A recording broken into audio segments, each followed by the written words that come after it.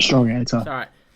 No, at the minute I'm using OBS to record because it True. just records. OBS records the desktop audio as well as my audio.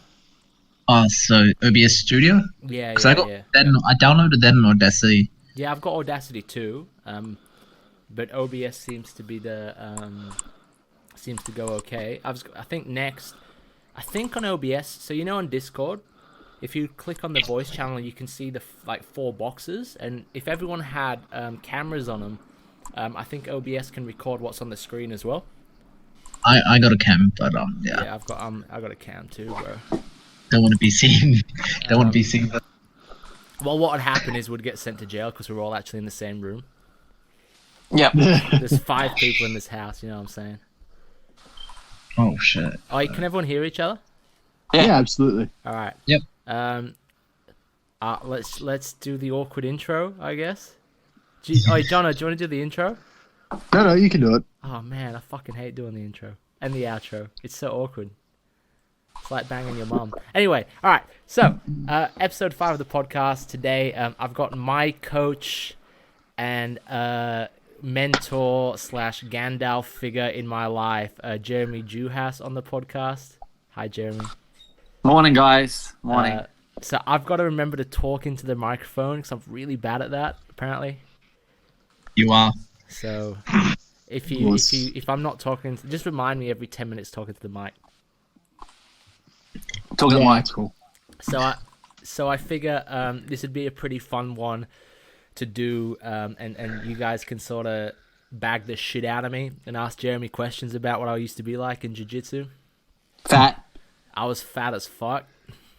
You were. Well, so, I feel like I've got a bit of a leg up on Wonton in this whole conversation because I've seen that photo of you from when you were like real awkward when you're sitting on that bike and you got like a giant fucking forehead on you and shit. Yep. And it's like, it's just like, it's not your fault or anything because everyone's awkward as fuck at that age. But like, goddamn, son, if you didn't look like you lived in one of the cubby suits, I tell you. So I imagine Steve, the one walking in, was just like very awkward or It wouldn't. What is wrong with your internet? Yeah, man. Something faded then. Has it dropped in and out? Hang Yeah. on, give me 2 seconds. Yeah, come on, man. This is a professional podcast. I do apologize. Let me There's get out of the way. Hang on. 73 people listening to this on YouTube right now. For real? All right. Hang on. Right. Why is everyone saying hang on? What the fuck's happening? I'm I'm not hanging on. I had 4 people comment on Wunton and the things he had to say. Like, actually got the way and messaged me. What were they saying? They just think you're They're shocked. hilarious, man. I'm shocked. Oh, they love you. You made They heard the laugh. you made a housewife cry and say I'm going to hell when you made that extra chromosome comment.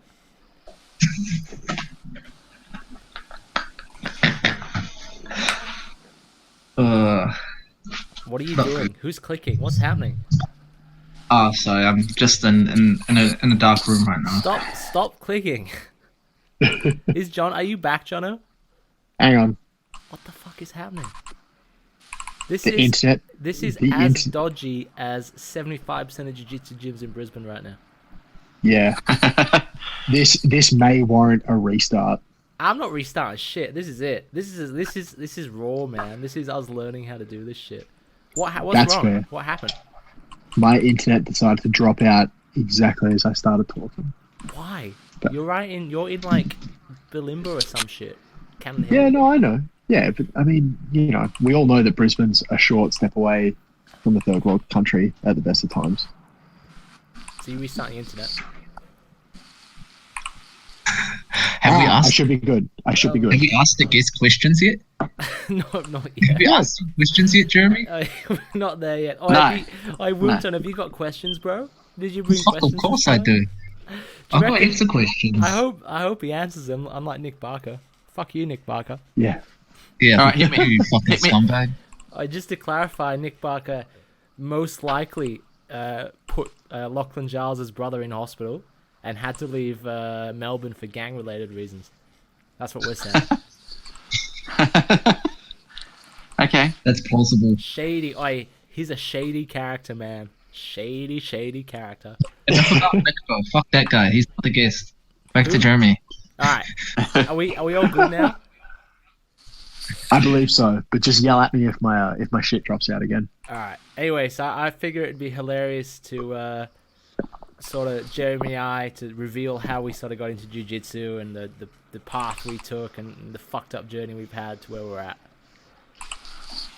I can do that. How long before I did jiu-jitsu were you doing jiu-jitsu? What year did you join? 2012, January 2012. 4 years, 3.5 years. And that was at Martial Arts Queensland, right? Yep, the whole time. We Matt Gola, I believe is his name, yeah. I believe so. I think he's an elite black belt, you'd say, in Brisbane? This is kind of awkward. This has already gone in a path that's super awkward for me. Anyway, we'll glaze over that. You can confirm or deny that.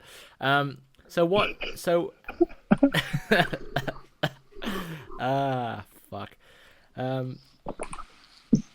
So when you 2008 or whatever, yep. when you started, yeah, you walked into Martial Arts Queensland, and in 2008 was there a lot of BJJ in Brisbane or not really? When I started, there was only 2 black belts in Queensland. Matt Cooper. Yep, and Vince Perry. Vince, yep. No, when I started jiu-jitsu, Daniel wasn't in Brisbane at the time. Oh, true. He wasn't actually far away. I think Daniel got here 2009. Or if he was here, I had no idea that he was here. He got here in like 2003 or 4, I think. Really?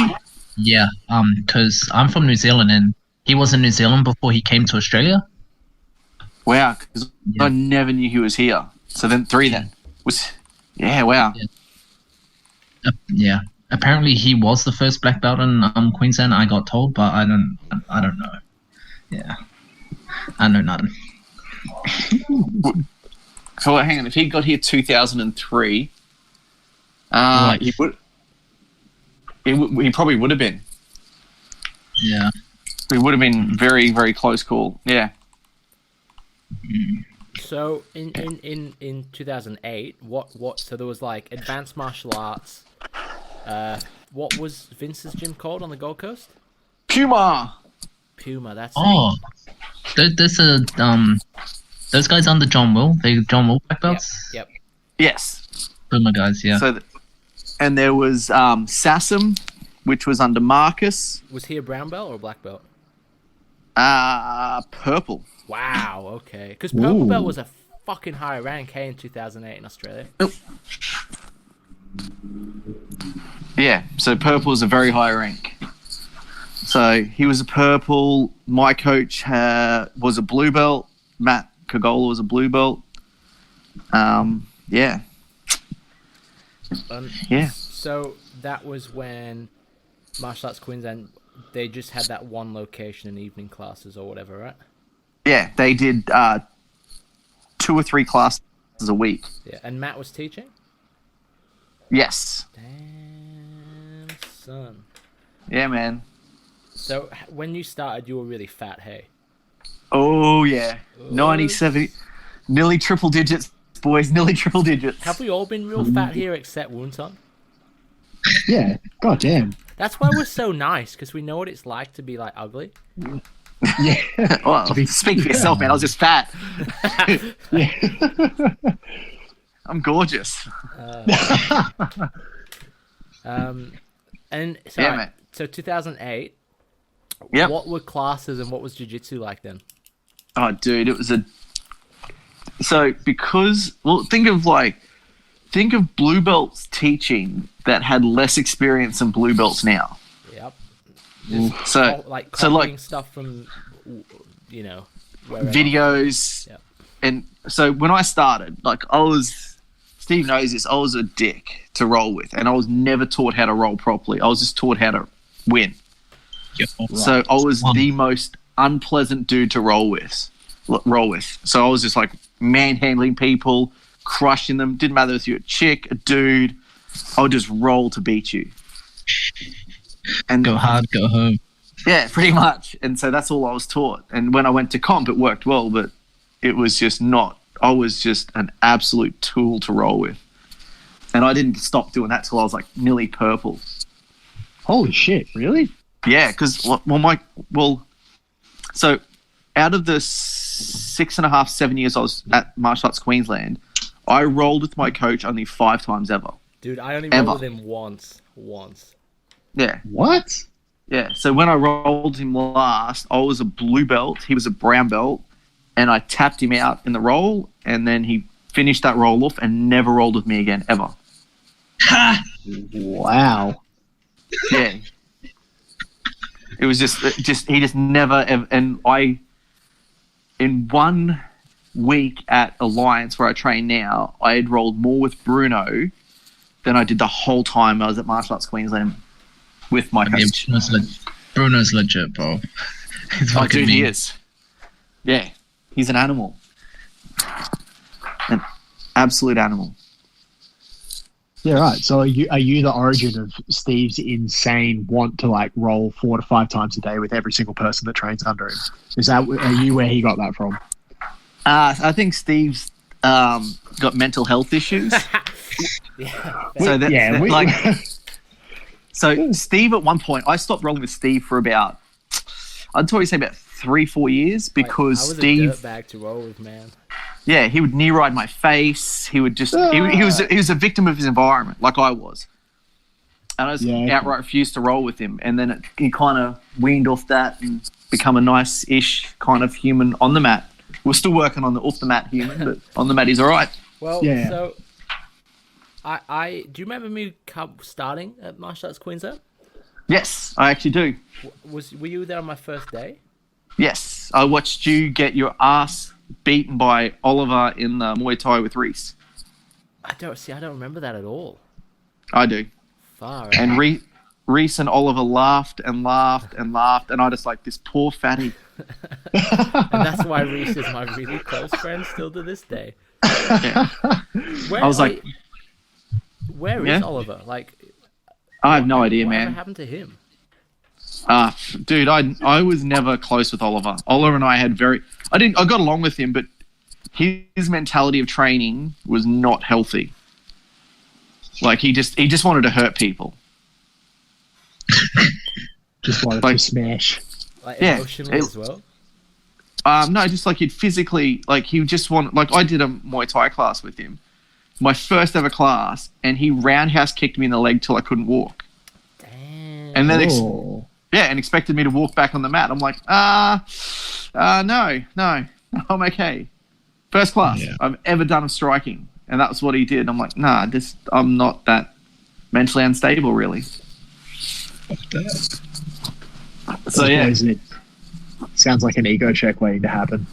No. So if you guys know of Dan Higgins runs Integrated. Nah, not anymore. Yes. Adrian Pang runs Integrated now, but Dan Higgins ran it back in the day. Integrated is a fight academy that you got. So what they used to do, this is their theory. They have like a 10% stay rule. Out of every 100 people, 10 will stay max. So what they do, if you walk in there and go, I want to be a fighter, they'll put you in a class and just use you as cannon fodder. Oh. And that's where Oliver comes from. Again, a victim of the environment. So if you were training for a fight, these new guys would walk in and they'll just pummel you.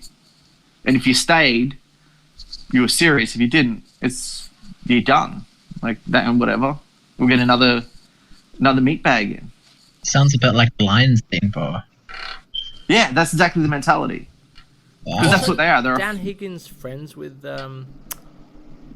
Ken Shamrock? Or No, he Greg actually was an understudy. Greg Jackson. He was an understudy. Greg Jackson wrote about him. yeah. Saying that guy's legit. So Dan Higgins was friends, and Steve Irwin trained with, because Dan Higgins runs security at Australia Zoo. So he's good friends with Steve Irwin, and they used to love MMA and go train with Greg Jackson all the time. That's right. Yes, that is And right. so when I was doing way to work at Hamilton, they did a memorial for Steve Irwin, and Greg Jackson did a live video call, and Dan Higgins was there too. Oh wow. Yeah. So there was a whole family there that were doing it, and then Greg Jackson did a live video feed and said, he was brutal, he was amazing. It was just such a weird thing to happen. And I was like fanboying slightly because I'm like, that's Greg Jackson. Oh my God, what the hell? So yeah. And you're probably the only person in that crowd, well, the only person watching it going, oh shit, that's Greg fucking Jackson. Like, yeah, I was actually. Everyone else like all these like Latin waiters and stuff, and all the kitchen staff. The only people that knew were the people in the crowd that were getting served, and not even all of them, and me. And I'm like, oh my God. And when I walked into the kitchen, I told the guys like, who's Greg Jackson? What does he do? I'm like, oh my God, you guys annoy me. Was Kyle Merck there by any chance, or like nope. Was he on the video? Oh, no. True. Okay. No, so you might have been in the crowd for a short period. There was a lot of people going in and out, and I was working, but like I was at Dan Higgins' table, so I did the table where the Irwins were, and Dan Higgins was at because I was the only one that really spoke fluent English. Damn. Oh, true. So they put me at that table, and yeah. So that was, when was that? What year did Steve Irwin die? Oh man, I don't know. Probably it would have been 2008 or 9. Were you doing jiu-jitsu at the time? Yeah. Okay. I was still a white belt. On that note, 2006. Yes. 2006. Shit. What about it? That's when he died. That's when. Oh yeah. So when did you start jiu-jitsu? 2008. The memorial. It was a memorial for Steve Irwin. Ah, right. Okay. Right. It wasn't the death of a funeral. It was a memorial. Damn, I would have been 15 in 2008. Oh, do you remember where you were when Steve Irwin died? Because that's one of those days to me. So I remember 9/11 where I was. I remember the London bus bombings, and I remember Steve Irwin's death as to exactly where I was. Is that a date for you guys? No. Yeah. I was in primary school. What were you doing? I don't know. Some old ass teacher was telling us about Steve Irwin. Oh, like. And I was thinking of how much of a fucking grumpy old bitch she was. Yeah. I don't get that idea. Like, I was here when I found out about this. Like, I don't care enough about Steve Irwin to care what I was doing at the time when he died. Do you remember where you were for 9/11? I don't care. Damn. It had no effect on me. Wow, It's not heartless. really? It's not. That's the why is it one. heartless. Fuck. That's the one. Don't know nothing hard, bro. Dude, Don't know nothing. I was like 8 years old, sitting on the floor in England, watching the TV live and watching the planes happen. I remember that vividly. During that period of September 11, I had just started airport security. Holy shit! How was that? Oh fuck. Yeah. So, dude, it was so. I was working at the airports. So I started. I think it was a month before that happened, and I was just starting to learn it. And it went from like the most chilled place to be to they like hired huge amounts of staff. Everything was strict. It was just intense. Was everyone like legit worried that it was going to happen everywhere? Yeah. The only thing I remember about September 11 was dealing with the security backlash at the airport. God damn. Yeah, man. Because I remember shoe bombs. I'm like being terrified of shoe bombs for quite a period of time in my life. Yeah, dude. Is that just me? Yeah, that's dude. just you, man. That is not something Australians are going to be afraid of, man. Did they actually ever use shoe bombs, or did they just hijack a plane? There was never shoe bombs ever used, ever. Man, why was I worried about that? Hijack the plane with box cutters. Yeah. Legit? Is that what happened? Yeah. That's the story that got told. Shit. And everyone just sat and watched it happen. Well, the rule. So with the old. So the reason why September 11 was such a clusterfuck, which is weird, is when that happened. Originally, they never assumed people were going to kill themselves on a plane. So if the rule was plane terrorists was give them the plane, and everyone will be fine. They had never ever thought of them crashing into a building. So that rewrote all legislation for plane security. Damn, that's like give the crazy dude a gun, and everything's okay. But how many people would honestly how many people would hijack a plane to blow themselves up? Like, it's just crazy. It's beyond comprehension. I guess now it sort of makes sense, but back then it was different times.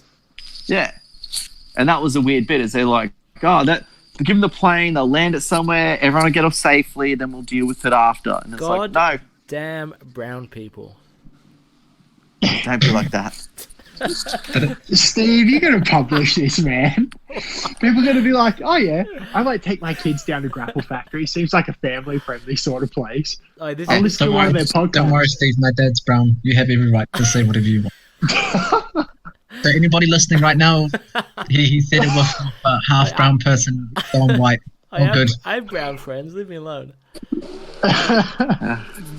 Are you sure they're your friends, Steve? Are you sure they're your friends? Wait, I think actually on that family-friendly thing, I think I've only ever sworn in front of kids once.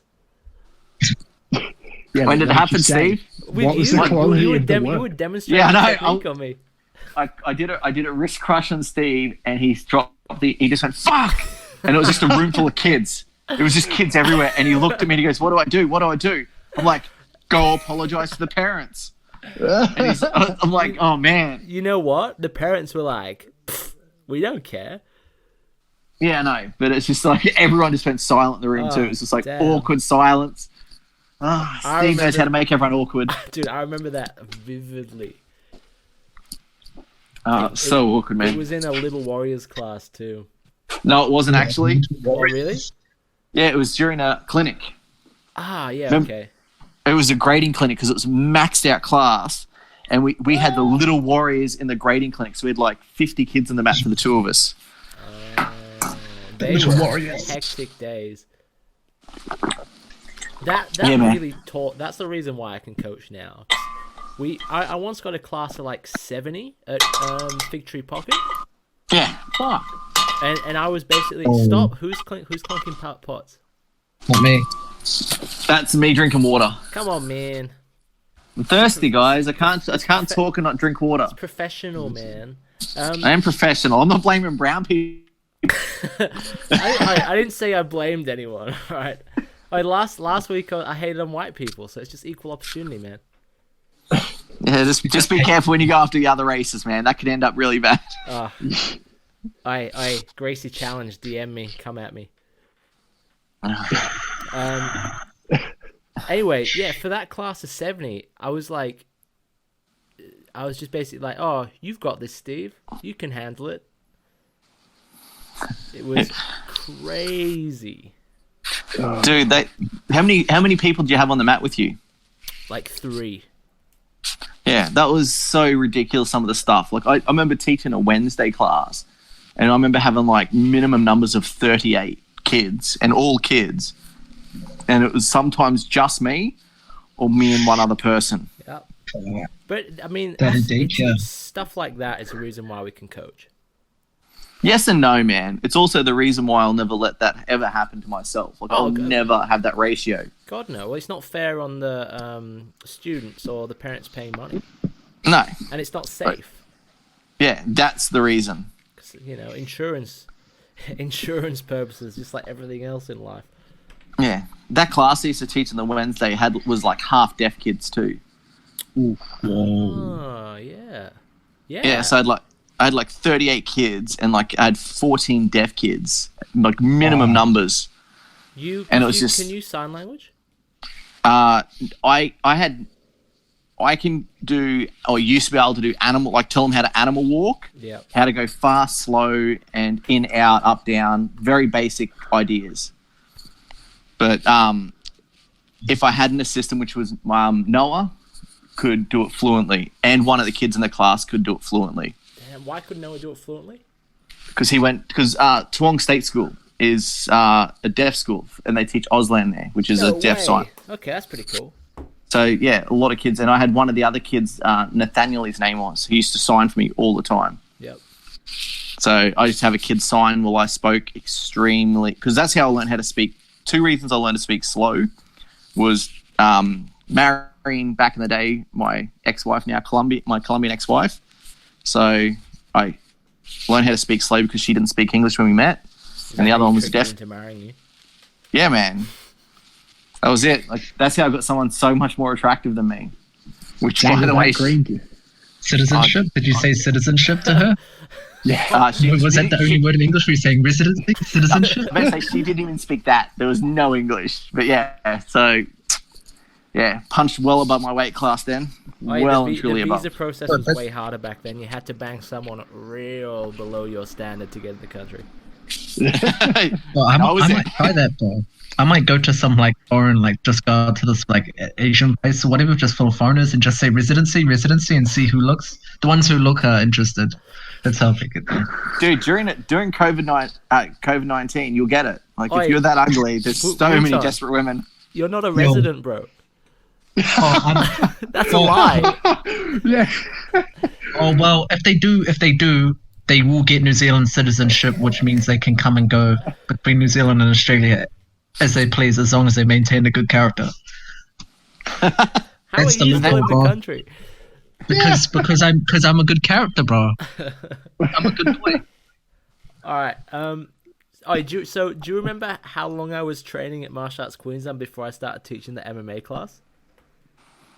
It was only like nine months or something. 6 months. Yep. Dude, Really? I was like probably a 2-stripe white belt, man, and for some reason they were just like, Steve can coach a class. Oh. Dude, I was teaching kids BJJ classes as a 3-stripe white belt. On your own? On my own. Damn. I was teaching adult classes at Blue. white belt as well. No, white belt too. Because you were like a 4-stripe blue when I started training. Yeah. Which was huge. I was a defense yellow belt because I didn't even do a grading to do it. I got a yellow belt, no orange belt. So I got my orange belt, and I was teaching before I even got graded. So I was teaching the self defense without being graded, and the BJJ as a 3-tip white belt. Do you still teach self defense now? Yeah. Okay. Not as much. Man, just thinking back about all the Japanese jiu-jitsu stuff you went through and had to do. Yeah, man. How ridiculous. How ridiculous. My best year, I did 2 black belts. So I did my 2 black belts and my purple belt all in 1 year. Hey, that's an effort, man. Yeah, 4 weeks. I got 3 black belts now. Yeah. Okay. 2 of them in a fake martial art. Okay, what are the fake martial arts? So I got a first-degree black belt in Kushinru, which is one of the original styles of jiu-jitsu that signed the thing to officiate jiu-jitsu. I got my self-defense black belt from where I was, and I got my Brazilian jiu-jitsu black belt. A self-defense black belt. It's a Japanese jiu-jitsu, but because it's weird to say Japanese jiu-jitsu and Japanese jiu-jitsu. You can basically, if you run an academy, you can make your own style of martial art and give people black belts. That's what I'm going to do one day anyway. It's going to be called Jiu-Jitsu. Yeah. Steve-O Jiu-Jitsu. Yeah. SJJ. It's Australian Jiu-Jitsu, baby. Yeah, man. It was, different times, different. Looking back, dodgy. It was dodgy ass. What are you talking about? So since it was like a different time, sorry about the interruption, like what was the trending techniques at the time for jiu-jitsu, like especially BJJ, like that you were noticing within the school you were at? Like was there like anything? So because the school I was at wasn't normal, I didn't learn how to do like any open guard stuff till I was a purple belt, and I mean like late purple.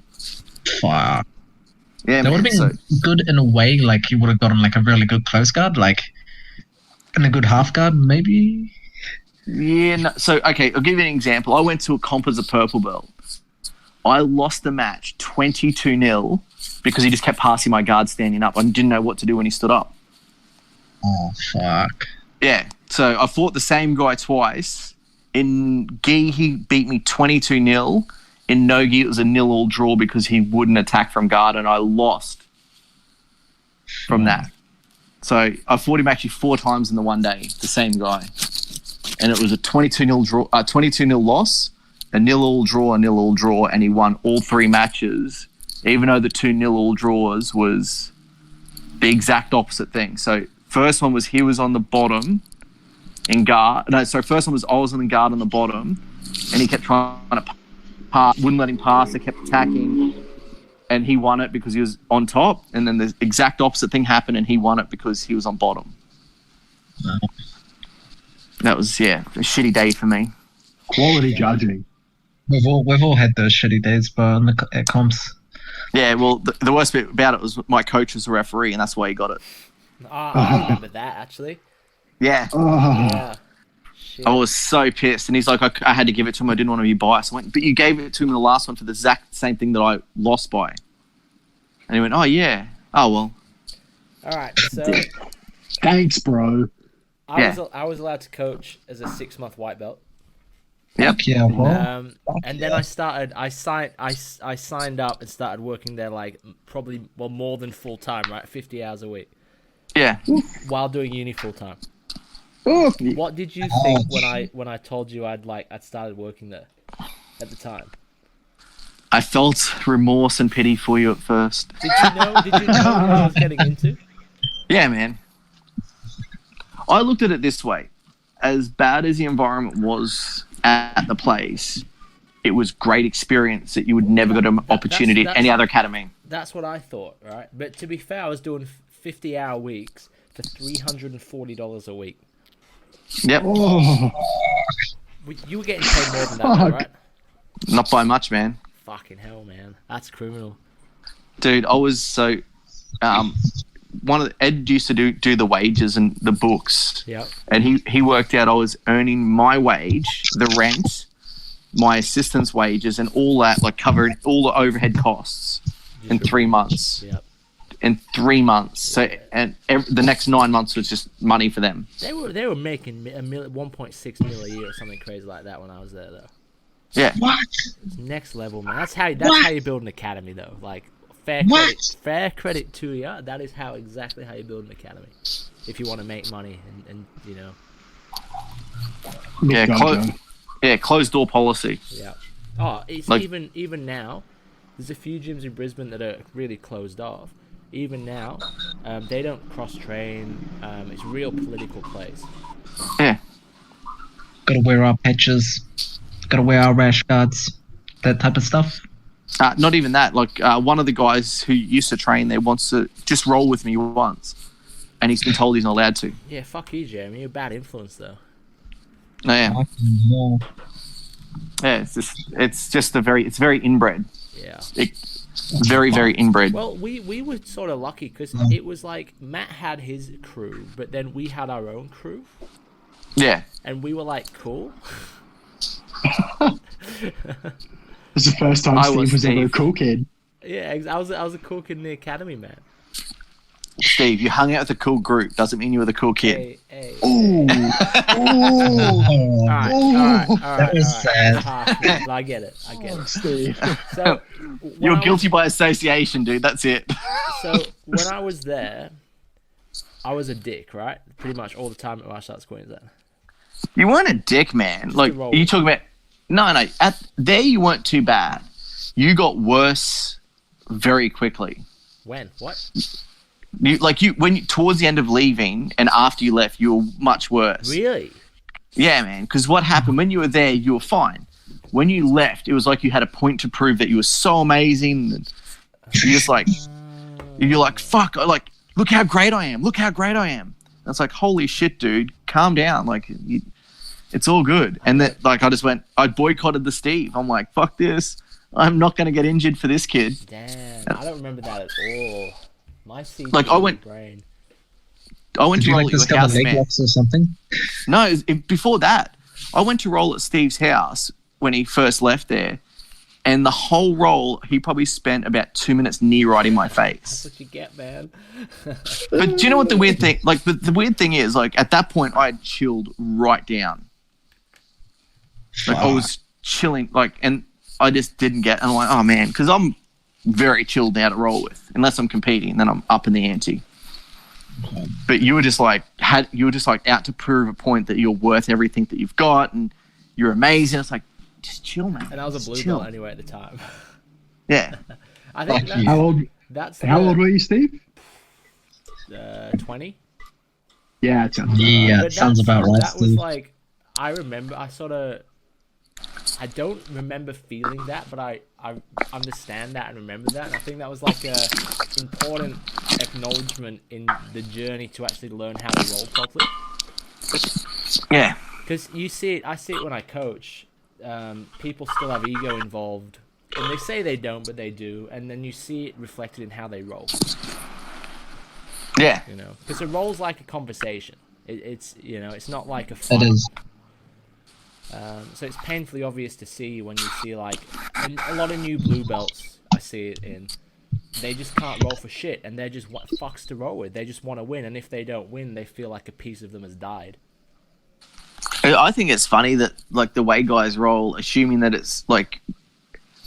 I used to do it, and I see it too, is at lower ranks, you see them roll hard to prove to their coach they're so good, and you just, those people are like, you're not that good because you're going so hard, and you're not controlling what's happening. That's exactly right. From a coach's point of view, or from my point of view with my students, anyway, if I see someone spazzing out, I'm like, the fuck are you doing? Yeah. I'd rather see you calmly get destroyed than you spastically fuck someone up. Yeah, like remember Dave Shambag? Like, oh man, that dude was like epileptic central nearly. Yes. Dude, he would flail. Yeah. Flailing everywhere. Yeah. So every time you see him roll, you're just like, oh, someone better put their wallet in his mouth. He's going to choke on his own tongue. Well, you'd have to put a mouth guard in. Like, I rarely rolled with mouth guards unless I rolled with him. Every time I rolled with him with a mouth guard, he'd bust my lips still, or nose. Punch someone in the face? No. So what happened? He elbowed someone while rolling. They grabbed him by the throat and just dropped a punch right in his head. I'd break him up. There. Yeah, they in a no-gi class. Yep. They just grabbed him, bang! I'm like, oh shit, that went bad. And then I had to like separate them, and they both quit, pretty much. Yeah, good days. Dang. Yeah, man. All right, so of the Martial Arts Queensland crew, who was the first to quit? You. Yeah, you're right. Do you remember that day? Yes. Did I tell you about it before I did it, or did I just do it and leave that day? You spoke to me. Okay. You said to me, what should I do? And I said, I would honestly recommend you wait a bit longer, but I get why you want to do it, because I do too. And then you did it. And then he offered you more money, and you were like, nah, not going to happen. You were on $1.50 less than me an hour, I think. Pennies, man. How much money would he offered you, Steve? Not much, or? I don't remember, dude. Fuck. I was working Tuesday to Saturday, and if we had a party on a Saturday was like a mega full day, and I was trying to do an accounting degree full time at the same time. So I was failing. I was barely getting by my degree. I was failing some subjects here and there, but still getting through it. And then I was trying to do like 50 hours of work a week for this dude that didn't really give a fuck about me. While couch surfing for a time, or living at like friend's place. Dang. So I think the decision to leave wasn't because of the money. It was just because there was like no future in that McDojo, and I was like fucking up my other possible future that I had by still being there. Smart choice. But that's what I mean, right? When I say like, if you ever meet a dude that coaches jiu-jitsu full time, or even like brown and black belts, it's like every brown or black belt has been through shit to get to where they're at. Yeah. You know, and you don't coach by showing up twice a week and assisting on the mat. Like, you end up coaching by giving a part of your soul to be a coach. Yeah, there's been suffering, man. Like, no one's become a coach and had no suffering on the way. No. And that's why I think coaches can look at someone and someone will say, I want to get good at jiu-jitsu. And someone that's coached and has been through shit can look at him and go, no, you don't. You like the idea of wanting to get good at jiu-jitsu. Exactly. You want to tell your friends you do jiu-jitsu and you want, but you don't actually want to walk through the fire necessary to actually get somewhere or get good. Yeah. And it sucks, man. Like, especially the biggest thing that I struggled with jiu-jitsu, I might or might not have a bit of a niche personality. Are you autistic? Okay. Is that what you're saying? I'm not saying that. I'm not saying that out loud. Are we all could be autistic correct. on this podcast? Yes. I don't know nothing. Yeah. Oh, it's so awkward right now. He's got that extra chromosome. It's fine. So what did you struggle with? So, because I was such an unusual person, I struggled socially really bad. Yep. And my way to get around people is be a bit of a dick and make funny jokes, but my jokes come across arrogant. So I had trouble grading because I would make funny jokes that would come across arrogant. So like I was undefeated at blue belt when I was on 3 stripes. I'd won all comps and got a fucking tip. And I was like, are you serious? Because that's all I got graded on was my competition standard. Yep. And the same thing happened at purple. I was on 3 tips on my purple belt. Hadn't lost the comp all year. Got nothing. Do you remember Nick walking out of a grading when he only got a tip? Yep. I think he did it to all of us, right? At some stage. Yeah, he did it. Yeah. It was because Was he like trying to humble you guys or something like that? Or did he have some grand plan? Or was he just kind of being a bit of a cunt? He had no grand plan. Fuck. There was, So pretty much for me, and I even pulled him up. I said, like, I was his head coach as a blue belt at BJJ, and I said, look, I'm your head coach. I'm winning everything. What do I need to do to get my purple? And he's like, oh, you just need to be more humble. I'm like, fuck, what? Like at comp, I would walk off. I wouldn't celebrate. I'd be super humble about it. I'd just make stupid jokes in class. That was it. And yeah, he just kept doing it. It's just he didn't like our personalities. Yeah, that was real. Yeah, he hired us because we were our personalities worked well with kids. That's right. You're right. Yeah, it was a money pinata, and he just kept hitting the pinata. So I was there like 18 months. Yep. And so was I a good worker? Was I good to work with? Yeah, man. You just wanted to learn as much as you could. You were just there just to absorb and observe everything that happens. If you got told to do something, you just do it. You'd bitch a little bit too much in lunch, but whatever, I just ignore you. I went to sew man for that job. Yep. I was that's fun. I was head seamstress for a while. Because I palmed it off on you, man. That was my job for ages. Uh-huh. And then, so towards the end, we started doing satellite academies. And basically, he'd give you a car and trailer, and then he'd send you to a school, and you'd set up like 100+ square meters of mats with you and your a coach, and then pack them up, bring it back to the academy, and then coach at night. What? Yeah, man. I was probably coaching 5+ hours a day, 3, 4, 5 days a week. Jeremy would have been coaching more than that. So my average coaching a week, my minimum coaching was 28 hours minimum a week on the mats coaching. Wow. That was like every week. And then parties on weekends and other shit here and there. So my worst week, I had 42 hours coaching, I think it was, between everything, and plus I had birthday parties. I had 3 birthday parties, which go for 2 hours each one, plus an hour at the start, hour at the end. Fuck. God damn. Yeah. So what were you? What classes were you teaching at this point, Jeremy? Were you only doing kids, or were you doing adults as well? Everything. So I was doing. So I would come in. I'd do a lunch class 3 days a week. So 2 days. 2 days a week I do the lunch classes for adults. Then the afternoon, most afternoons I'd teach between 3:30 till 8, or sometimes 9, just non-stop teaching. So I'd have a lunch break before 3 o'clock, and I just teach all day. and just non-stop. And then Saturday I'd teach all day or all morning. So I'd start at, my first class was 8 o'clock or 7 o'clock till like 11. I'd have an hour break, and then I'd start birthday parties. I did 2 birthday parties on some Saturdays and then 2 to 3 on Sundays. It was just full on. Adults, kids, everything, but mostly kids. Wow. So I remember someone, when Ed did the stuff on it, I was teaching 200 to 400 people a week, different people. It's a lot of names. It is, and I knew most of them, and a lot of parents.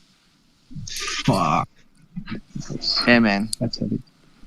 So being immersed in it for that long, fuck, your jiu-jitsu must have gotten, like, you must have got a much deeper knowledge. Well, suffered. Really? Suffered? Yeah, well, man. You're not doing jiu-jitsu, man. You're teaching self-defense. You're teaching this and that. You might roll like one session a day if you're lucky.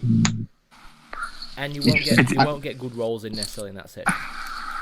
That's fair. I suppose it's early days in the jiu-jitsu community as well, so there's probably not that many good rolls to be had in general. My knowledge in jiu-jitsu is phenomenal, but my practicality for it suffered badly. And that was a big difference. Like if you ask me anything about jiu-jitsu, even if it's something I don't know, I pretty much can break down why it's happening. Not too bad, but the practicality for me to execute it suffered severely. Because like Steve said, I was only rolling 1 class a week max. 1 class a day, sorry. Max. Fuck. No, you know what you needed, bro? You needed some fucking good roids, bro. You needed to juice up hard. Just take it. Oh, Osterine? Get on that. Get some Osterine in? Bro, not even... It's baby shit, bro. That's the in-joke, man, for you now. Osterine, bro, nah, get him some T-ball, D-ball. Oh, you gotta have a conversation with Urosh about your Osterine use, brother. I should have, bro. When I was rolling with him while we were drilling. He's a big dude, Orosh. He's the best grappler I have ever touched in my life. Oh man, he is the epitome of a silverback gorilla. Yep. Oh yeah. Like if that dude wrestled a gorilla, I think it would be a close run. Just the brute strength behind that guy. I wish Orosh would do steroids. He has to. At one point, he's gonna have to. He hurts so much, man. That's how you know he's not doing them, because he wouldn't be injured all the time. Are you kidding me? Huh? Are you kidding? Kidding about what? That people who take steroids aren't injured. Are you serious? It helps them recover, man. It does, but it's still like steroids. Are you talking from? Is this breaking? All right, Jeremy is on the podcast, and he's also on steroids. Everybody. Yeah, if you look at him, look at him. The pot belly on experience. No, you look at like top end guys. The difference between being on steroids and not. Yeah, you recover quicker from injuries, but the sustained damage is still there. Like you look at most people who do elite sport. When they come out of the sport, even when they stay on gear, their body's still like crumbling fast, man. All right, who's on steroids in jiu-jitsu, Jeremy? Can you give us an inside scoop? Come on, anyone who's in like ADCC and stuff like that, you can't like.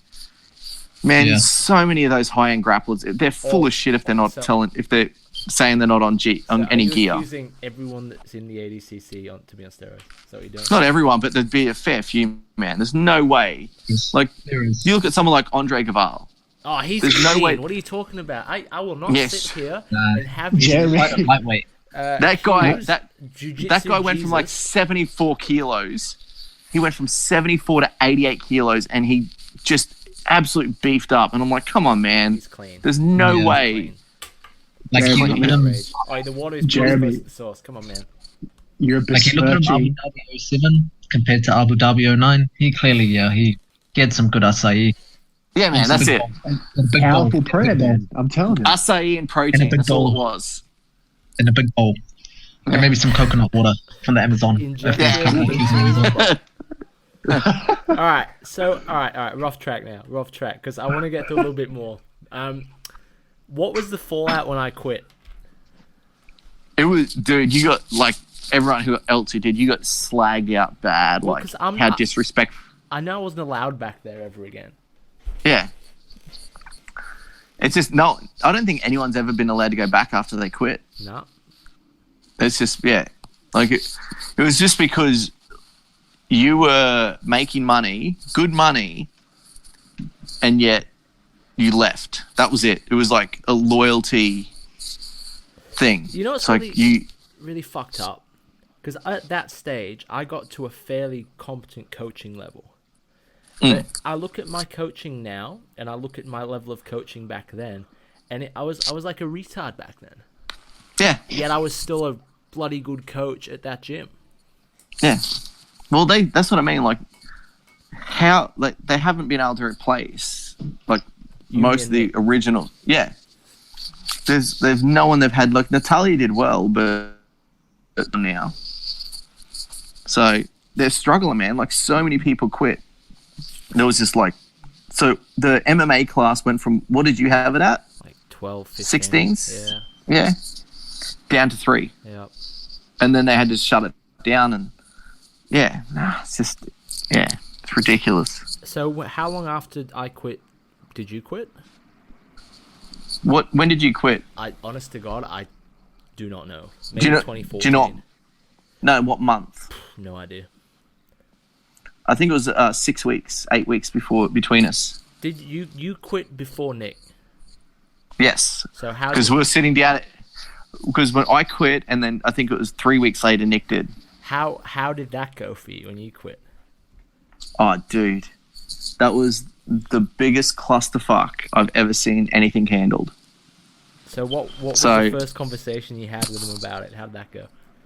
Well, they didn't converse with me about it, man. So I was there for 7 years as 6 of those as an employee. On the same wage?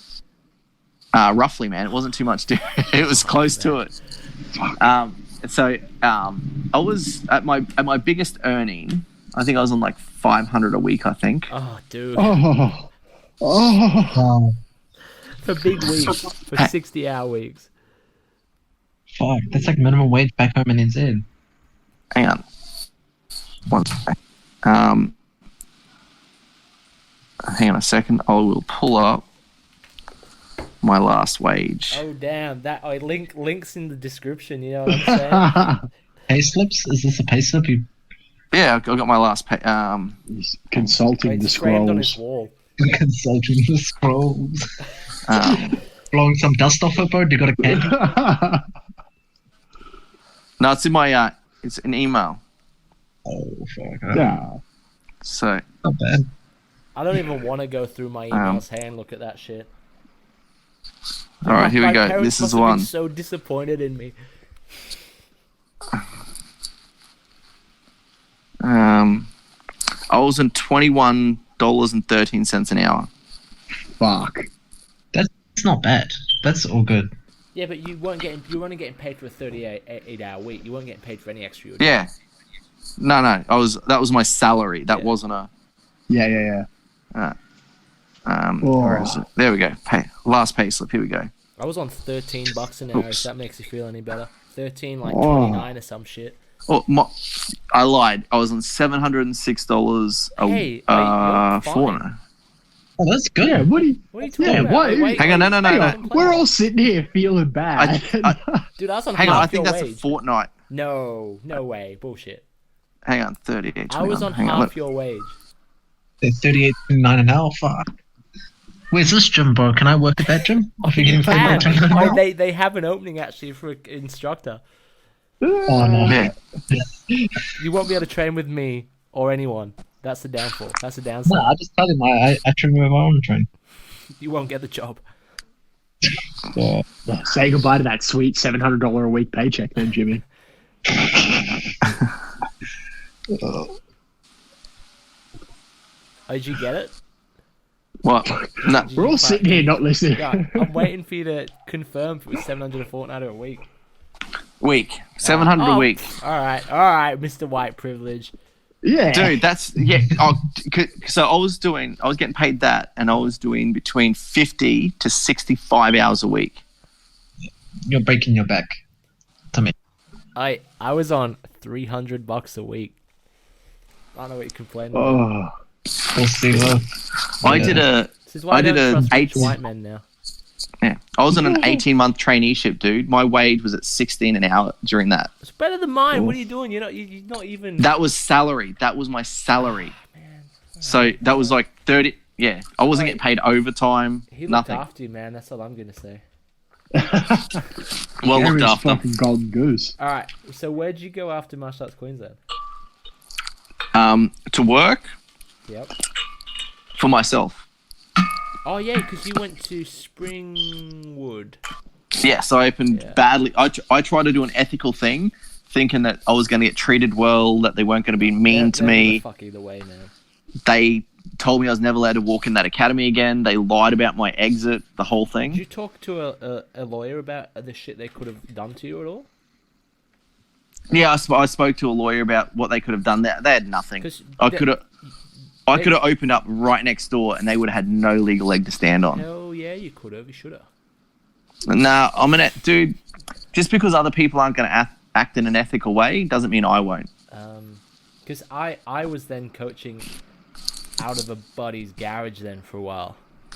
Yes. Because I ended up as a security guard, and I was probably doing like. I was doing a lot of privates a week for $25 an hour. Yes, you were. Just trying to like get hours down, I guess. Hey. Yeah. And then I moved to a sweet house in Kenmore, and then I decked that garage right out. Fuck yeah. And is that when I probably got better at being less of a jerk? Yes. Because that's big time. That's when I got my purple belt, right? Yep. Where you made me roll with Bruno once, and then he gave it to me. Yes. Yep. And then you're still in Springwood at this time. I Were you in Ashgrove? I moved to Ashgrove by then. Yep. And then I was at so I was at Springwood for about a year. Then I did about a year and a bit at Ashgrove, and then I've been at Indooroopilly the rest of the time, which has been the best decision. Yeah. Well, you're in a way better spot now, anyway. Yeah. Yeah, because basically, ever since I started jiu-jitsu, I've been on the mats 30 plus hours a week. Yeah. Never stopped. You think I'd be better than what I am now? Yeah. I do anyway. Huh? Better than that. With the numbers you're chucking out there, I really expected you to be better with Dude, those numbers. Me too, man. Me too. No, I'm as disappointed in myself as. Yep. I pretend I got that. What was that, Yep. Steve? You cut out. Yeah. That was awesome, Steve. Sweet man. Nice. Yeah. I think Steve delivered like a sick punchline, but we all missed it, so it's kind of I cut awkward. Steve's out. real happy with himself, Oh no. But let's be honest, it's probably funny that we missed it. honestly. I think Steve's good at jiu-jitsu. I think Steve's biggest lack is his ability to compete. Steve fucking wrestling. I'll tell you that now. I just straight up cut out. That was weird. It was, and we just were slagging out Steve. Hang on. So what I was saying, I would put money down on Steve beating me nearly every role we have in the academy. I will put 10 times the amount of money down on myself at a comp. Steve's ability to compete frustrates me. Dude, and it's fucking weird, right? The last comp I did in 2018. Fuck, man. That was a shit show. But you're a victim of you're the worst person. You just don't shut up. Instead of just going in there to compete, you just talk too much shit about it. And then you put so much pressure, then you're fucked. You're right. You're not wrong. I know. I listen, I'm like, just shut up, man. Just shut up. Just shut up. And it's fucking always surprised me that people have said that Steve competes badly. Because when Steve and I are fucking wrestling and we're doing wrestling rounds in the gym, Steve looks through you. Like, he does not give a fuck about you. He doesn't give a fuck about anything about you. He wants to destroy you. Mm. So why can't you do that in jiu-jitsu? In a family-friendly way. Well, we're properly wrestling and doing rounds. Dude, I've even you're had probably not going to do it. hypnotherapy to try and get over it. I just Mate, woke up and like my pants are undone, but it didn't help me compete. Mate, the bandwidth of your autism, I feel like hypnotherapy's not going to do it for you, man. It doesn't work. Yeah. Did you have any like times like where you did do well in a competition, Steve? I'm sure you did. No. No, he So you're hasn't. saying you never won a match? Yeah, I've won matches at Blue and stuff, but I like It wasn't graceful. It wasn't nice. it wasn't good. It was. It was. Got It was got the job ugly, done. man. the job done. It was very ugly. It was very hard to watch. As his coach, it was very hard to watch. Oh shit! And this is why I'm such a good coach, because I can relate to even the shittest student. Yeah. Steve looks at him going, "It's like me at comp. Yeah. Look at him. He's turning his back. See, I turn my back too like that. I give up my back." Oh Jesus! So yeah, it's hard to watch, man. But you need to get better at it. Yeah, that's this year's to-do list. Hey, this year, good idea. He made the deal after quarantine started. Yeah. He's like, oh, quarantine. This year was going to be the year I was going to get good at comp, going to win a few. Yeah. It's quarantine. Fucked it. Yeah. And if it's lifted by the end of before the end of the year, man, come Singapore, bro. Do those trials. all right. It's not going to lift before then, homie. It won't be lifted. Oh, fuck, it is, bro. Man. It is. 2021 will be back. Gotta be optimistic, man. All right. So that was that. When did you start at Art Suave? Yeah. I don't know, man. Yeah. When Antonio left to open his own academy. Yeah, but when was that? So was that while you're at Ashgrove or? Yeah. Okay. Because you got me the job at Art Suave, hey? Yes. I did. I got both you and Nick the job there. Which was an awesome, decision in the end. I'll tell you when I started there, roughly. I turned out to be... mid 2016. Yeah, okay. And I started coaching there 2018. Yep. Oh, 2018. Nah, 2017. I don't know. Maybe. Because was I purple belt when I started there? Yes. And then I got my brown one morning there, right? You were like, yes. Oh, I need you to come in and help me grade someone. I'm like, fuck you, all right. Yep. And You, Zach, and Owen, I think, got it the same got all graded. And that was Anchor was there. Yep. Yeah. See the shit I do for my students. And just can you remind me? Were you there when I got my black belt? No, was not told. I felt you were the first person I called, man, when I got it.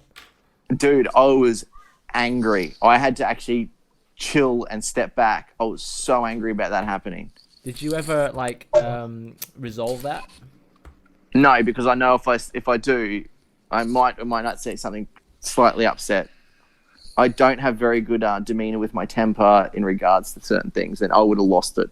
I've been there for every rank you've ever gotten, man. Every rank. I know. Tips and all. You've been involved in everything. Yeah.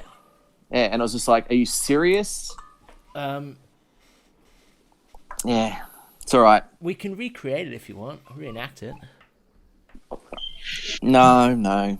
I just prefer to cuddle you instead. Oh. Well, trying to sink a choke in.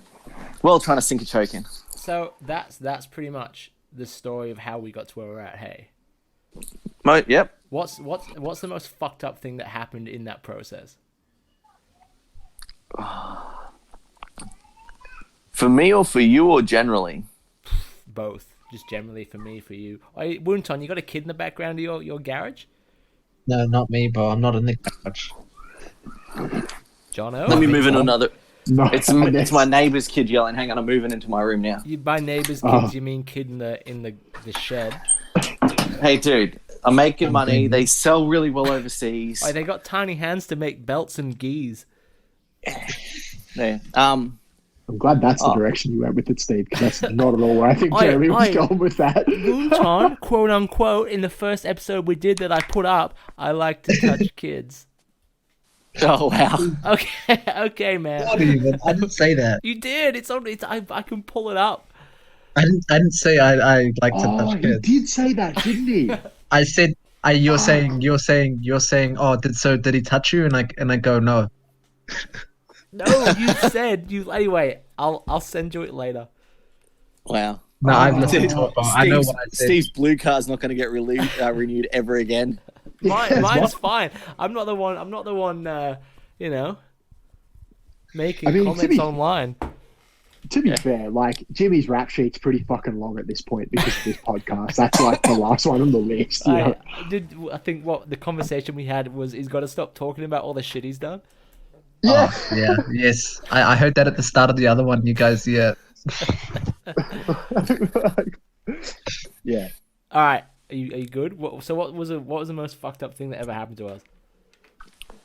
I would say the treatment of the leave, man. That was just ridiculous. Yeah, well, see, I never got that because I just left and never looked back.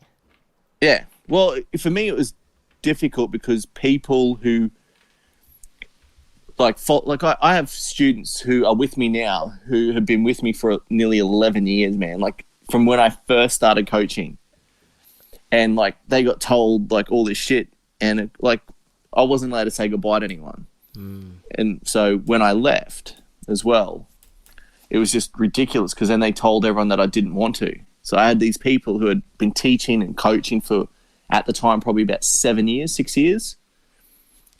And the same when you left, man, like just pretty much just slagged you out behind your back to everyone. Everyone does that though. It's okay. It's acceptable. No, because I'll do it to your face and I'll do it honestly too. I do it to everyone's face too. Yeah. That's the way you got to do it, man. Yeah, I'm not going to say anything behind your back if I can't say it to you.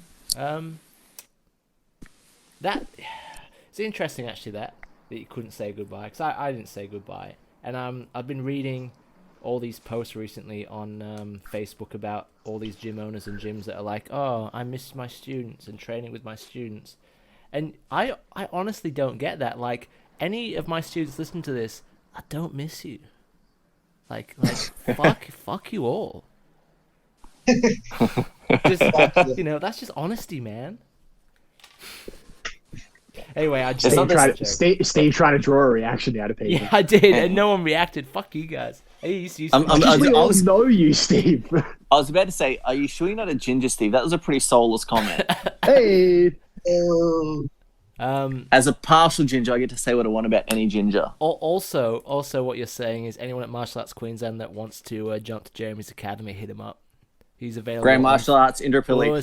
Facebook, Instagram. He's got his website. What's your academy called, Jeremy? Grand Martial Arts. Bam. You got an Insta? Yeah. Just type in my name. Literally, everyone who knows me, type my name into Google and you will find everything about me and the academy. Grand BJJ, is that you? Grand Martial Arts. Yeah, Grand BJJ, that's the one. Oh, yo. Fuck. 2016 last post. Fuck. Yeah, man, I don't use that Insta. Instagram's my kryptonite, man. Hate Instagram. Don't worry, bro. Why? I think I probably put that last post up as well. You did actually. Grand Martial Arts, 1 post, 12 followers, 2 following. Yeah. So good. I'm popular, man. All right. That's still 12 more people, and I have 15. So what do you see happening in the current situation for gyms, man? Oh, man. People, this is what is annoying me with this current situation. People have got to get, you can't rely on clients if you're not offering a service. Would you say the Grapple Factory is a shining beacon in this current climate?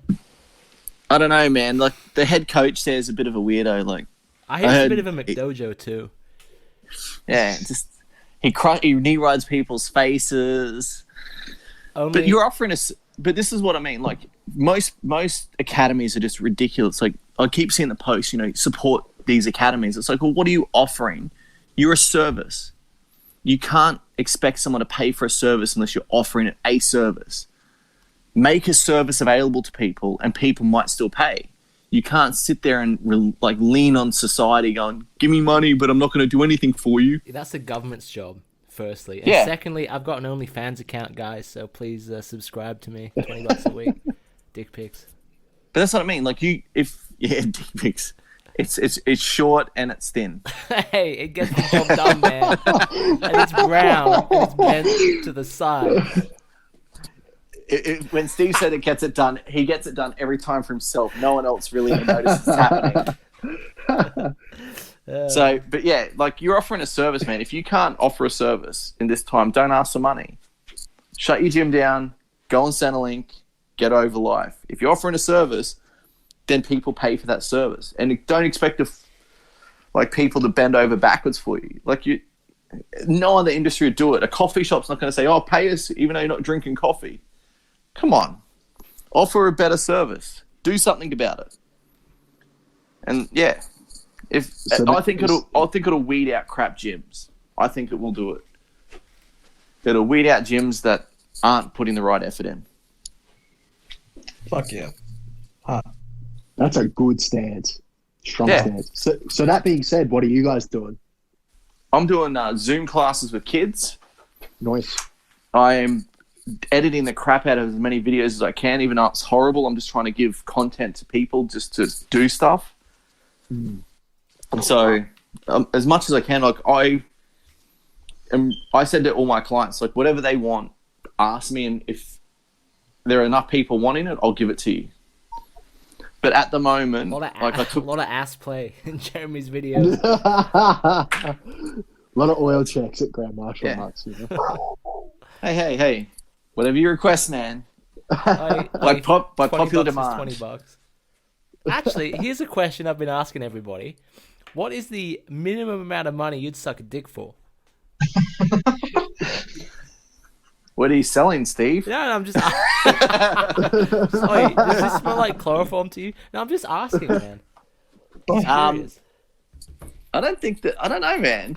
Like, it depends. Like, do I just have to put it in my mouth? Is it a period of time that it has to be there? Do I have to go till the gravy finishes? Like there's a lot of questions I have. Like, if I just have to put it in my mouth and then like hold it there for 2 seconds and take it out, like it's 100,000. But if I have to go a lot further than that, man, I want like a couple of mil. Hey, Jono, what does it make us, man? When everyone else has those reactions, are we just realists? I think so, and here's the difference. I think we know poverty. Like, we know struggle, you know what I mean? Well, didn't we have one guest saying they would pay? Yeah, Nick Barkley said he'd pay to suck a dick, actually. He would pay to? Yeah, that's what he said. Maybe he was being funny, but I took it as being serious.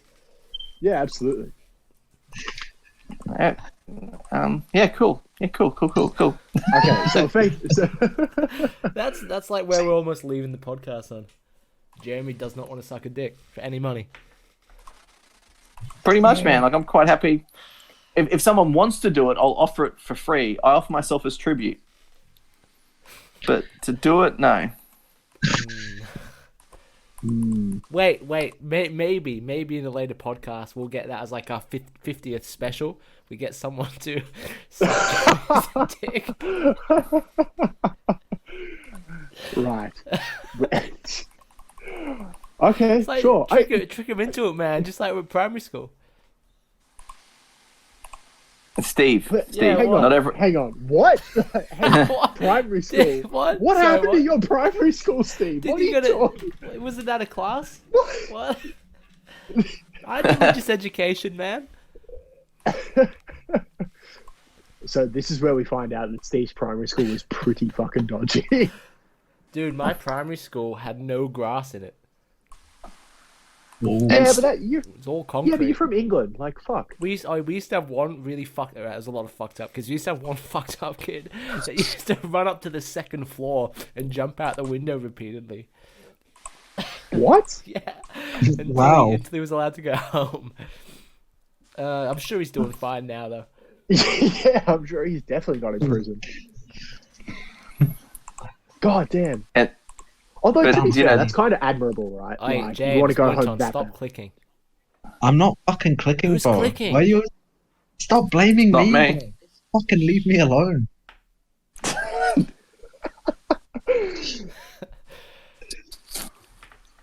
It's probably Is it Steve clicking? clicking into his own mic and he just wants to get angry at Woonton. Yes, bro. He's fucking trying to He's just gaslighting Woonton. Hey, this has been the least Woonton's talked in all our 5 podcasts. Oh, I'm listening, Bo. I'm fucking listening. Oh, No, but kids still can't. did you guys learn something today? You know what? I never understood why you were like. I mean, besides the obvious reasons Why we that you so had fucked like up? so much disdain. Well, no, like, but why you have so much disdain for like other clubs being political? Because I kind of thought that you just like left Queensland martial arts and it was a bit of a clusterfuck, but I didn't realize it's like hurt your soul this badly. And that's He's why a you had, ginger. like, yeah, okay. He's a ginger. Hurt the motorcycle helmet where your soul's meant to be. Yeah. Like Big off. it, you know. Speaking of politics and gyms, at Martial Arts Queensland, did you have to pay for gradings? Yes. Get Fuck off. fucked. Get Suck my fucked. dick. Fuck off. So what's the issue with paying for grading? Ooh, all right. I'm gonna listen to this. Okay, So what's the As Woonton okay, I don't okay, I don't mind the paying thing. Okay, when you got gyms where you have to have all 4 stripes to grade to your next belt, and you're getting charged every examination for every stripe, Yep. and say if that's $40 a stripe, right? And I need 4 stripes to say to get in my blue, and then you're Yep. gonna charge me again for the belt. That's quite a bit of money. That's like 50. You know, that's quite a bit. So My I charge 25 a grading. Out of that, You give we supply food every time. We completely supply everyone. We supply, like, we cook ourselves. So most gradings on Saturday. Yeah, no, that's actually pretty good. Now you're bringing the food into that. That's mean. But- Like we finish cooking at midnight on Friday most fuck. times, and we have Saturday morning at 8 o'clock in the morning. We get there at 6 to set yeah, up that's and do everything. But you supply And on belts top of that- and everything on top of that as well. Yeah, so on gradings we supply belts, and we charge 25 a grading. Yeah. So So here's gradings don't that's- earn money. That's reasonable, and the fact that you're actually putting on food, yeah, that's pretty good. But I do agree, paying $40 a Too grading. little, man. Yeah. I'm $60 a grading at Grapple Factory, just so everyone knows at home. but that's And that's. But See, hang the on, pro- that's like a $60 attendance fee, and then you got to actually pay if you get a stripe or not. Yeah, Yeah. that piece of cloth, man, and my time to attach it to your belt ain't free. So this is the thing. So you got to understand where it comes from. So martial arts originally weren't making money. So most people did it in their spare time. So what they would do is they would charge at grading an exorbitant amount of money. So grading would be like, I know that I'm not going to say it martial art, but they charge $120 a grading. What? Yeah. Is that judo? So no. Classes, each class is $5 a class. But That crap gradings would are know. What martial No, art no. is it? I gotta know. no. That So actually anywho, sounds- Is it Taekwondo? That sounds taekwondo-y. Yeah, that sounds taekwondo-y. Which one? I So feel it's like like I had to do taekwondo that when I was a schools. kid. Just so name it's anywho. So it's $5 a class, $160 for grading, It's definitely. and you pay taekwondo, by the way. $100 sign up fee. So all year, so you have 4 gradings a year. All year between gradings, they earn no money. Wait, what's The money's like, What's the deal Yeah. with sign-up fees for gyms? How does that work? so the excuse is, Do you have a sign-up Is- fee for your gym? oh God, no, I'm not a tool. Yeah. So I mean, ours is only $300, so so what? So the sign up fee is a way to get an extra bit of money pinata. It's just like, oh, we can make more money. 'cause after running my own gym, I don't actually I still don't understand where a sign-up fee comes from. It's when I get It's like magic. Well, yes and no. So when you have someone working the front desk, you have to pay them. They have to input people in the system. It has to earn money. Instead of just charging $1 more a week for everyone's fees, they'll charge a sign-up fee instead. Yeah. And Or this you is get what, an extra like, student. yeah. But this is the better. problem is Be better, martial Well, arts academies. Be better. you just want to. They want to earn money. The problem is there's a coach and there's an instructor. Instructors want to earn money, run the academy, go home, spend the money. A coach will bend over backwards for their clients and students. They care about them, not just in jiu-jitsu. And that's where I think you, myself, and Nick are very different. You're an is I instructor care, like- and I'm a coach. Yeah, I get you. I Yeah, get sure, you. man. That's Yeah. it. But you care about your clients and your students. Like, it's not, you're just not there to get the money and go home and just spend it. Nah, I'd have a You real put job effort if I in. wanted that. Yeah, and that's exactly it. Where most of these people look at it like they love jiu-jitsu. Why not make money doing it? Look, to be honest, when I look at Jono, I see $44 a week when I look at Jono. I'm not gonna lie to you. I would have said that with a nice ass, but other than that, yeah, sure. But yeah, like but that's the difference, man. Like you don't look at people as a number, and that's why you'll succeed further. Like you care, and that's where the sign-up fee doesn't happen, and the grading fees don't happen. Where I have a fee, but I want to feed people, and because it's a social event, I want to. That's cool. You actually fucking feed people, bro. Like do that with the grading. Yeah, Wunton's still stuck on that. Bro, You're feeding people, brother. I just want to come by. Can I pick up? Can I take away? I don't want to be graded on nothing, bro. I just want some nachos. Yeah. But yeah, like that's the whole thing. But it's a social event. Like you go there to socialize, and at the end of grading, I want everyone to eat, socialize, and blah blah blah. Yeah. So that's why I do it. All right, Jono, Wunton, you got anything else you want to ask? Quick, while he's here and it's being recorded. I think you teed off on pretty much everything I wanted to talk about. Dude, I thought you would have ragged. When was the last time you competed? Me, 2017, bro. Oh, 2018. Not you, Steve. Jeremy. When was the last time? What? You competed. Last year. Oh, nice. What was? Yeah.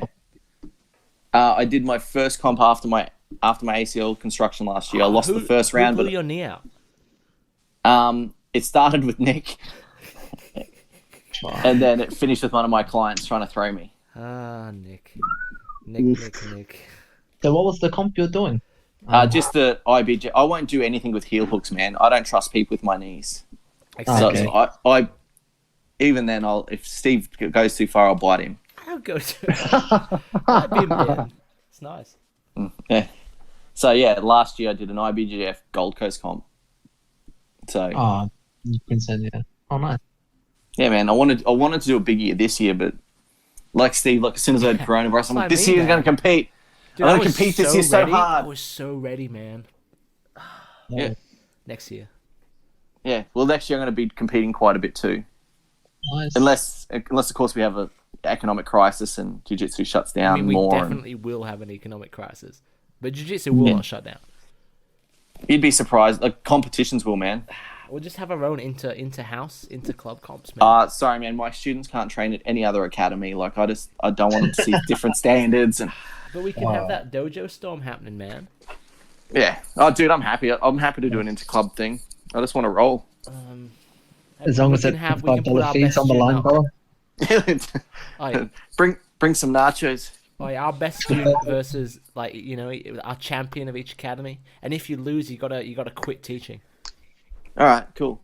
No, you gotta do that famous thing, but this time for free. Steve, why is Urosh training at your gym? No reason. It's like he's my student right now. Yeah, that's right, man. You had the idea. I was going to be like, oh, Marcelo Garcia started training with me this year. What? I don't know what happened. That's incredible.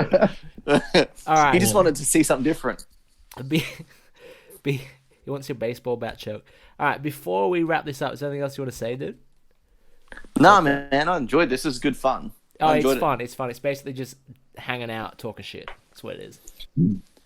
So much for an hour, though, Steve. Why? You said, it's been like an hour and a half, nearly 2 hours, man. It's been out, yeah. You're right. It's all right. That's all right. You're lucky. I think you're our best guest so far.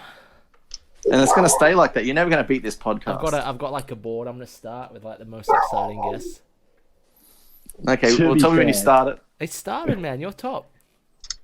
I'm number 5. Yeah, you're number 5. You're first out of 3. And then I've got another board that's inappropriate shit Wunton says. And then I've got another board that says Jono is too nice. Jono is too nice. I'm gonna be fucking careful though, man. Oh yeah, you got a government gig now. Yeah, I do. Yeah, I'm gonna be careful, man. Yeah, you're right. See, because I was gonna talk about some shit that I saw today, and I was like, you know what? I better not talk about that because I could get in trouble. Does it make you worried that you've just got turn a record off, bro? up there? Steve, turn record off. Huh?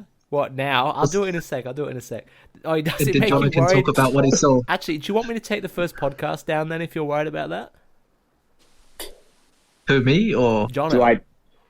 No. Is there a reason why I should be worried about it? I don't remember. You were calling out kids that were retarded. Oh, come on, man. Look, if I get into shit for that, I will fight that. That's a hill that I'll die on. But I don't want to say some dumb shit, like some really incriminating shit, like patient shit. You know what I'm saying? Like, that's the stuff that I'm worried about. I will wrap this up, and I want to hear about that shit. All right. So that is the end of episode 5. We are way more professional. I talked into the mic the whole time. If you want a good jiu-jitsu gym that gives a fuck about you, hit Grand Martial Arts up. If you want a good jiu-jitsu gym that makes sick videos and also gives a fuck about you, that's primarily Nogi, hit me up, all right? Jono, you want to say anything? Nah, all good. All right. Big us. Thank you for coming, Jeremy. I didn't hear that bit. What? Thank you for coming. Appreciate No it. worries, man. Cheers. Was awesome to hear your story, Jeremy, and how much of a fucko Steve was. I'm glad he hasn't changed. All right, fuck you guys. That's episode 5 done. 5 done. 5 done. 5 done. 5 done. 5 done. 5 done. 5 done. 5 done.